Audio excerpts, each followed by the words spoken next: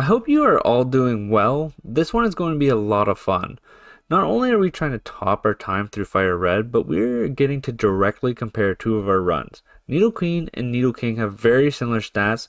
Nidoking is just a little faster and has a little more zest behind his punches. And like I said, Nidoqueen has the bulk and is just a tad bit slower. But maybe that could be an advantage. Nidoqueen is going to be able to take a few more shots, but does have to take a little bit longer to take out her opponents. Nidoking had that fast, hard-hitting approach. Maybe that was better. Time will tell. Let me know what you all think in the comments. Who's going to have the better run?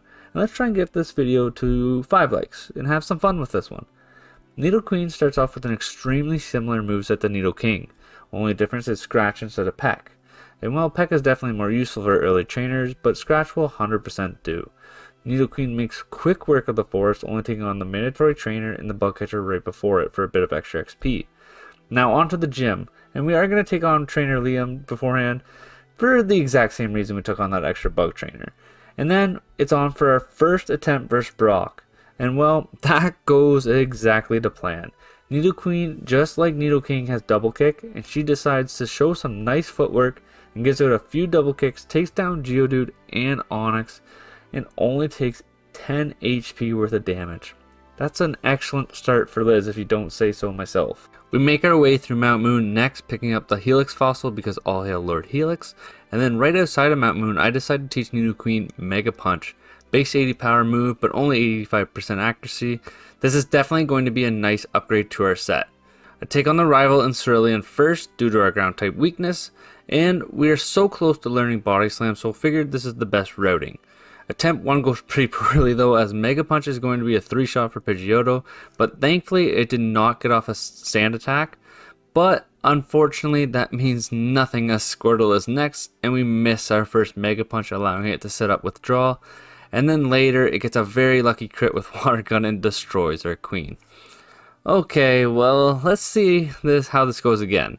Pidgeotto is once again a 3-shot with a combination of double kick and Mega Punch. We take it out, but it did do quite a bit of damage to us. Squirtle is second again, but this time we do not miss, and Squirtle does not get a lucky crit, and we are able to take it out in 3 punches, while it is leaving us about under half health. Abra is no worries though, as it goes down in ease because it has no attacking moves, and then the tiny rat gets a double kick and falls to our Nidoqueen. On Nugget Bridge we hit level 22 and are able to finally learn Body Slam. I teach it over Scratch, but you might have noticed my moves learn list says 23. And that's because I screenshotted the wrong list. That's the move set from Sapphire and Ruby, not Fire Red. My bad, it is what it is. But anyways, with our new move, we make it to Bill's house, help him out of his Halloween costume, and get the ticket for the SSN. And then, it's time to take on Misty. At level 25, we were able to outspeed Misty's Staryu and one-shot it with a Body Slam. Awesome! Starmie comes out next, and we unfortunately aren't as fast, and our Water Pulse does do just a little under half. And then we land a Body Slam doing just a bit under half as well. But getting the Paralysis. Let's go, this one should be in the bag. Or I thought. A Body Slam then puts Starmie into the red while it just uses Recover, pretty well nullifying that whole turn. I then stupidly use Mega Punch over Body Slam and miss, allowing another Recover to get Starmie back to full health. And then on the next turn, that allows Starmie to put us in the red, while we just put it back to where it was, a little over half HP. I then land another Mega Punch, putting it into the red, and Starmie is paralyzed. Okay, maybe we got a chance still. Misty then heals and we repeat turns, and then one more attack leaves Starmie hanging on just by a thread, and it takes us out with one last Water Pulse. We had that one if it wasn't a bonehead mistake switching the Mega Punch. Alright, take 2, let's try this again. Staryu goes down in one shot again, and Starmie comes out next. This time I do not get a lucky paralysis with a Body Slam, but we did get a higher roll, it looks like, while Starmie has the same kind of attack with a Water Pulse. On the next turn, Starmie is able to put us in the red though with a Water Pulse, while in return we put it into the red as well. And, well, I think it's over here. Or, again, though I should probably just stop guessing at this point. Misty heals on a Body Slam, and we get the Paralysis. Okay, and what looks like we've put Starmie to half health. Even better. Is this enough though for one more Body Slam? And it is. We get our second gym badge. Let's go. On our way to Vermilion City, I pick up the hidden citrus berry and the hidden rare candy on Route 6, and then it's on to the SS Anne. While on the SS Anne, we have a few things to do before taking on the rival, and that's pick up the TM for Brick Break, the TM for Rest, and grab all the berries and the Great Ball in the kitchen area of the boat. Now time for us to stomp the rival, and that's exactly what we do as we just spam Body Slam and Double Kick, and that's enough to wipe the floor with Turds Pokemon while taking very minimal damage. We then go rub the captain's back, so he'll give us the HM for Cut, and then it's on to Surge. Our third gym leader is next, but not before teaching Brick Break over Double Kick, which I probably should have done as soon as I picked it up, but it is what it is. Once I get through the absolute stupidest gym test ever, we take on Surge, and once again it's a Body Slam brigade as we take out Voltorb in 3 due to a heal, Pikachu in 1, and Raichu in 1 due to a crit. With our third badge under our belt, I head to Celadon City. Nothing too interesting happened in our Rock Tunnel adventures, besides grabbing the hidden rare candy the route before. I do opt for Team Rocket Hideout before Erica. I just feel this will be a little bit easier for us before taking her on. We grab the rare candy, beat up the grunt with the lift key, and then take on Giovanni, and well, that fight goes about as easy as Surge did. It is a spam fest again as we hit Brick Break 6 times, 2-shotting Onix, Rhyhorn, and his final Pokemon, Kangaskhan, giving us the Self Scope. After that, we're going to head right to Erica's gym, and we only battle the left side trainers, and then make our first attempt at our 4th gym badge. For my first attempt, I decided not to equip the Cherry Berry we have and just run with it. She leads with Victor Bell, and we start off landing a Body Slam that causes paralysis, and well, she just uses Stun Spore. A second Body Slam is not enough, leaving Victory Bell in the red, and after a heal, we finally take it out with about half of our health remaining for her next 2 Pokemon. She sends out Tangeli next, and it just sets up Ingrain. Cool. While we do about 3/4 of damage from a Body Slam. Next turn, we were able to take it out, but not before a Giga Drain, leaving us with 50 HP for her ace. Vileplume comes out and uses the Giga Drain, taking us to only 30 HP, while we get a massive critical hit Body Slam, leaving it in the red. We were able to survive one last Giga Drain with 9 HP, break paralysis, and take Vileplume out, giving us our 4th gym badge. We then grabbed a Duo for Fly and the HM for it as well, and before leaving Celadon, I do buy some vitamins, specifically 2 irons and a Carbos. This is prep for Giovanni as a gym leader, in my opinion, which is the best situation. We head back to Lavender Town, but before going up the Pokemon Tower, I go grab the TM for Return. This is going to be a nice boost in power from Mega Punch, and while we're at it, I'm going to teach Shockwave, as otherwise I wouldn't have anything to hit the Ghost Trainers. Rival time, Pidgeotto is finally a one-shot for our Queen, not before it gets some quick attack damage though. Eggs Benedicts are second, and after doing over 3/4 damage with a Return, it puts Nidoqueen to sleep. Ugh. And while our big queen takes its precious nap, thanks to over half our HP with a few confusions, we wake up and take them out with another Return, leaving us with 44 HP for the rest of Turd's team. Great. Kadabra is third and is a one-shot with Return. Wartortle is next, but is only a 2-shot with Shockwave, but thank goodness it just sets up Withdraw. Last is Growlithe, and Return takes 2 shots, but Ember does absolutely pitiful damage, and we make it by the Turd. We then save Mr. Fuji at the top of the tower, are given the Pokeflute as a reward, and then I have to head to Celadon to grab the tea I forgot about. Next stop is Fuchsia City though, as we head straight for Safari Zone, where we grab the gold teeth to give the Warden later on and grab the HM for Surf.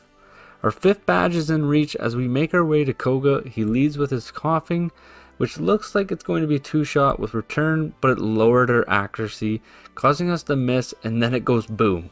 Oh. Doing massive damage, leaving us with under half health, and then Muck is next, and this is an absolute cluster of a fight. If I don't say so myself, a combination of misses from Nidoqueen, me not using Shockwave, which never misses, Muck using Acid Armor and raising its defenses, Muck is able to slowly take down Nidoqueen. Let's try this again before leveling up though, because I'm stubborn and I want to see what we can do. Coughing is still being a pain as it drops our accuracy, and on our 2nd Return we low roll, leaving it in the red. Koga heals in, then 2 more shots of Return take it out. Muck is next, a Return does about 1/4 while it just uses Minimize. We then miss our next attack, of course, but I change it up, trying to go for the paralysis with a Body Slam, and we get a massive crit taking Muck down. Coughing 2 goes down just like Coughing 1, 2 returns, and then Koga sends out its ace, Wheezing. Return looks like it's going to be about a 4-shot, while Wheezing's tackle is not doing too much damage. I then go for a body slam again, trying to get the paralysis, and we get a huge crit, but leaves Wheezing in the red. It then heals, and then we start to miss everything. As Wheezing trickles us all the way down to 32 HP, we are able to finally return some favors back and take it out, defeating Koga and obtaining our 5th gym badge. Time for some fun at Silphco. We head in there and I am going to take on as little trainers as I can, I think, so I'm not running up and down the place because it can get a little confusing. While doing that, I do grab all the important items I think I will need, the rare candy, some proteins, and obviously the lift key. And then we take on our rival at level 45. He's going to start off with his Pidgeot, who's 2 shots with a shockwave. Execute is next, and its return is a 2-shot, but it does get Stun Spore off and a Leech Seed. That's troubling. Alakazam is third, but it just repeatedly goes for Future Sight, which is perfect, and we take it down in a few returns. Blastoise comes out, but a combination of Leech Seed, Future Sight, and Blastoise using Water Gun is just not enough for us to survive, and we go down. I am going to go level up to level 48 because I just don't think we're getting anywhere at level 45 here. Let's try this again. I do equip the Cherry Berry this time though for prep for those silly eggs. Pidgeot still is a 2-shot with Shockwave, but when the eggs come out due to our Cherry Berry, we were able to take it out with 2 returns and not get Leech Seeded. Way better. Alakazam hangs on with what looks like to be 1 HP, but just uses Calm Mind. Blastoise is next, and we have a lot more health than our first try, and in 3 Shockwaves, we take down the big turtle and still have 57 HP left for Growlithe, which all we need is 2 returns, and we are able to get it through the rival. Straight to the big bad boss Giovanni, and this fight is again a breeze for us. 2 returns take down Nidorino, while Horn Attack does minimal damage. Kangaskhan and Rhyhorn both go down to 2 Brick Breaks each. Well, we still have well over half our health for the final Nidoqueen here, and all we need to do is 3 returns, and we win this mirror match well before they're able to even get us to half health. Perfect. I decided to go to try Blaine before even attempting Sabrina because Psychic and Poison just don't mix.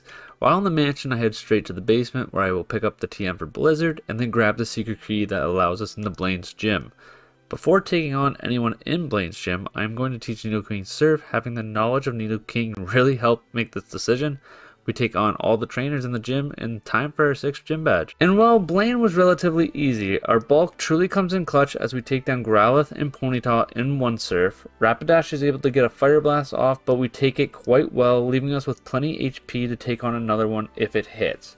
Arcanine is last, and we are going to need 2 Surfs to take it out, but can we live a Fire Blast? And we do. Our 2nd Surf is able to take it down, and we attain our 6th badge from Blaine. Before we head back to Sabrina, we gotta tell Bill to hit the road here, as we don't want to go to the Sevi Islands for his weird caution party we caught from prepping for earlier. Sabrina's gym was a lot less scarier than anticipated. I was worried about Nidoqueen's speed, but honestly had no reason for that, as Nidoqueen outspeeds everyone of Sabrina's Pokemon, and as I just spam return, we one-shot Kadabra, Mr. Mime, and Alakazam. Venomoth is the only one that's going to be able to take on an extra shot, but is nowhere close to taking us out with a Psybeam, and once we finish going back and forth with Sabrina healing, we take down the Venomoth and get our 7th badge. 1 gym left, but I don't think Giovanni will be the same pushover he's been through the game so far. Or so I thought. Giovanni leads with Rhyhorn and a Surf takes it out. We then outspeed Dugtrio, which is great, and wash it back into its holes with a Surf. Mirror Nidoqueen is 3rd, and a Surf puts it all the way to 1 HP, and Nidoqueen then hits a critical hit Earthquake on us. Well, maybe I spoke too soon. We finish the Nidoqueen off after a few heals. Nidoking is slower than us, and a Surf is enough. 1 Rhyhorn left, and a click of Surf takes it out. 8 badges down. Time for the Elite Four. But we have one more challenge, so let's not get carried away. Before the rival, I had to sell on to grab the coin case and then purchase the TM for Thunderbolt from the casino to replace Shockwave. Last rival fight before the Elite Four, Pidgeot leads and survives a Thunderbolt from Nidoqueen, but we get an extremely lucky para and allow us to take it down in the next turn. Alakazam is 2nd, but just uses Calm Mind and we destroy it with a return. Blastoise comes out, Thunderbolt does about half. And then after it sets up rain, it lives on 1 HP in a dream, getting a huge water gun off. Oh boy. We were able to take it out, but have just over a third of our HP left. Growlithe and Rhydon do go down into a surf each. Last is Execute. It does paralyze us, and then takes in the sun while we chip away with return, but we survive Solar Beam and hit our third return, beating the rival. Now, as I make our way to the Elite Four, I realize I forgot to get the HM for strength.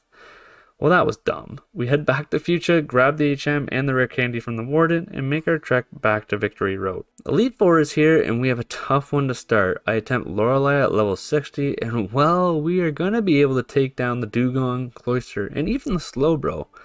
But with only 10 HP by time Jinx comes out, it was pretty easy for it to take us down. Well, we do have a bunch of rare candies, so let's just use them up and get us to level 68. We try again. Dugong is still a 2-shot with Thunderbolt, but just uses Safeguard. Cloyster is a 1-shot with Thunderbolt, and we have full HP for Slowbro. A Thunderbolt then puts Slowbro into the red, but it just uses Amnesia, boosting its special defense by 2.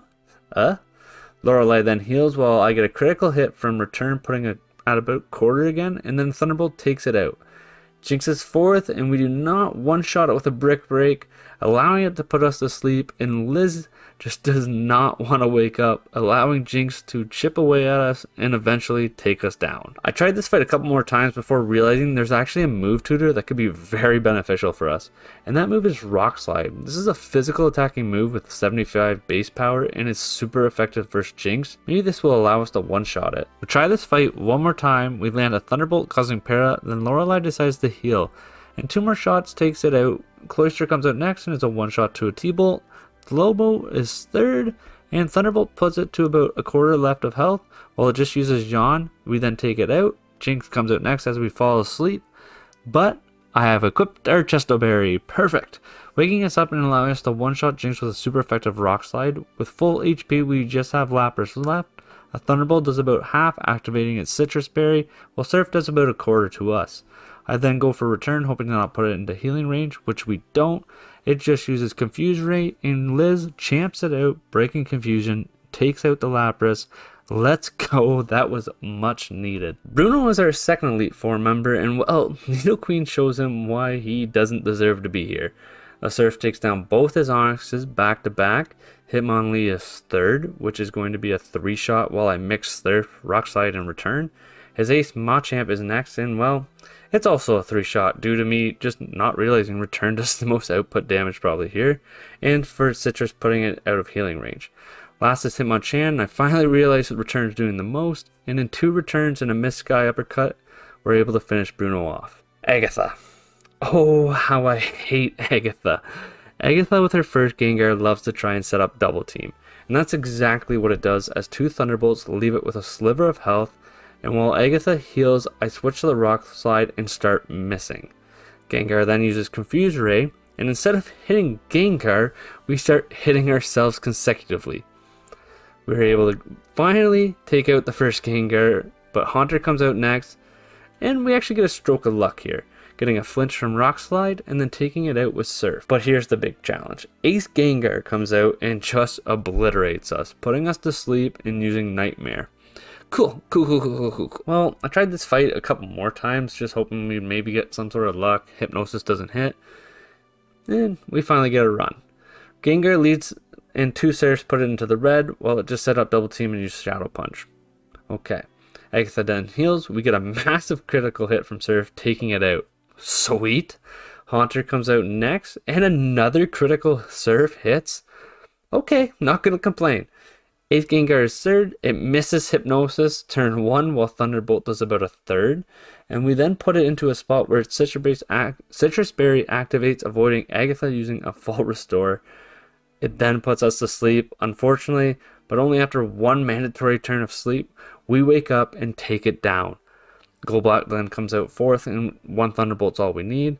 Arbok is last, and, well, a few Surfs leave it in the red, allowing Agatha to heal, and after we go back and forth a bit there, We are finally able to take it out after a critical hit and a Thunderbolt. The last Elite Four member, the Dragon Champion Lance, and this is exactly why we picked up Blizzard from the mansion. I did forget to teach it though our first attempt. But Gyarados is a one-shot with Thunderbolt. Aerodactyl, unfortunately, is able to survive one, allowing it to hit a few wing attacks before we were able to finish it with 2 Rock Slides, and a little help from Poison Point. Dragonite is next, and well, we've got nothing for it. We chip away, but eventually Outrage just becomes too much, taking us down. Okay, well, let's teach Blizzard this time. I teach it over Rock Slide, and then we start. And the start goes pretty well, similar to our first attempt. Gyarados down to a T-Bolt. Aerodactyl surviving by a little healing and trading attacks until we finally take it out. Dragonite comes out. We miss our first Blizzard, but survive an Outrage, activating our Citrus Berry and getting Poison Point to activate. Our next Blizzard does not miss, though, taking it down in one shot. Dragonair number 1 comes out, and a Blizzard's all we need for that. Unfortunately, that was our last PP of Blizzard. Dragonair 2 then comes out, and it takes a few returns, but we are able to bulk out or Outrage and finally get through the Elite Four. One challenge left awaits us. And it was a great start as Blizzard one-shots Pidgeot.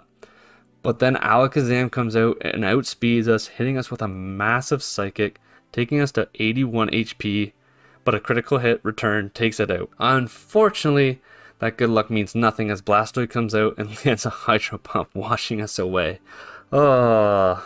And it doesn't get much better either. The next attempt, we don't even get by Alakazam due to it setting up Reflect and then dwindling us down.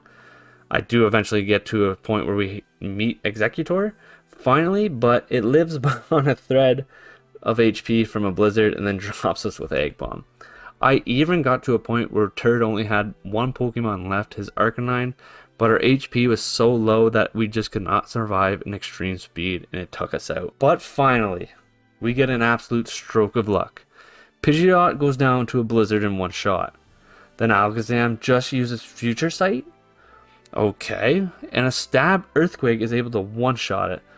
Oh boy, we've got a full health bar for Blastoise. Thunderbolt does about 2/3 and it misses a Hydro Pump. Okay. We then take it out with one more Thunderbolt and the Future Sight failed, meaning we got a very lucky 10% miss. Rhydon can't handle a Surf and goes down, and we've got 2 Pokemon left. Executor is actually able to eat a Blizzard in the red and puts us asleep. It then heals on our mandatory sleep turn, and we wake up next turn and are able to hit a Blizzard again, and it lives on just 1 HP. On its next turn, I use Earthquake as it heals. This way a Blizzard should take it out, and it does. 1 Pokemon left, and we have a ton of health. Earthquake looks like it's going to be a 2-shot, and we eat a Flamethrower from Arcanine, and we are able to take out the Arcanine. Nidoqueen is the champion of the Kanto region. Let's go! Now, this one was a lot of fun, just like the Nidoking run, but even before we see time, I already think the Nidoking run went a lot smoother. At the end of the day, the Nidoking run was a lot lower levels. I think we had a lot lower resets if I actually counted those, which maybe I will start doing in the future. And as the clock runs in here, 5:25 in-game time for Nidoqueen. That's a whole 20 minutes slower than Nidoking. And that's just the way it is. Faster and more offense is definitely the better route for these solo runs, and that was kind of in the back of my head as before we started this challenge. I still had a lot of fun though, and this was quite fun to kind of be able to compare 2 Pokemon and not just race against the time. So, if you guys have made it this far in the video, I truly appreciate you. And if you could just hit that like button, I would appreciate you even more. And if you really enjoyed this and are new, why don't you give that subscribe button a little tap too. Until next time, have a good one.